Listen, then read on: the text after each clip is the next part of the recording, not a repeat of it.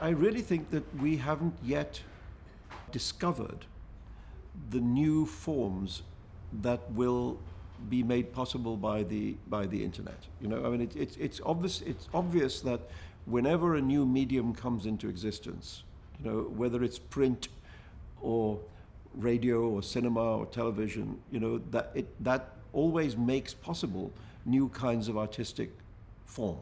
You know, and the internet obviously is a major leap, and is probably the most important new medium to be invented since motion pictures. You know, but I feel that up to this point, the literary work that's being done online is either not of very high quality, or it's really a version of print culture.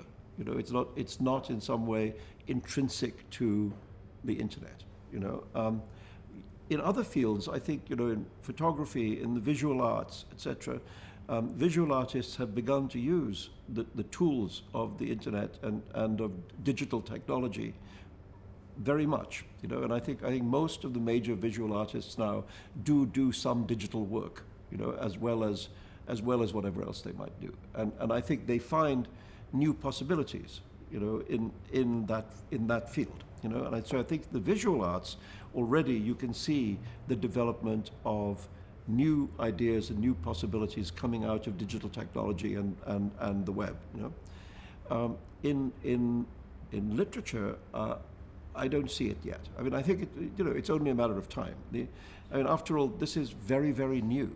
All of this, you know. I mean, even, you know, Google, it's only 15 years old, you know. So we're in the infancy of the internet, you know, and I'm sure there will be very interesting new work, but I mean, it won't be done by me, you know. It's going to be done by somebody much younger than myself.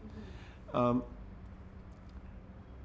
often thought that, you know, the story of Borges, The Garden of Forking Paths, where he talks about somebody trying to write a book in which every possibility of every action is explored, you know, so the book kind of bifurcates like a nuclear explosion, you know.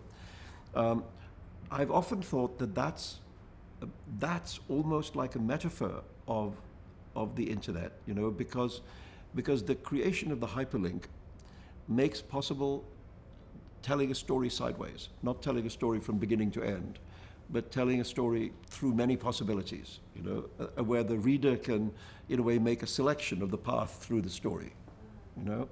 And I think, you know, it's a very Borgesian world, the internet, you know, and I think Borges would have loved it, because I think he in many ways dreamed it up, you know, in that story long before it came into being.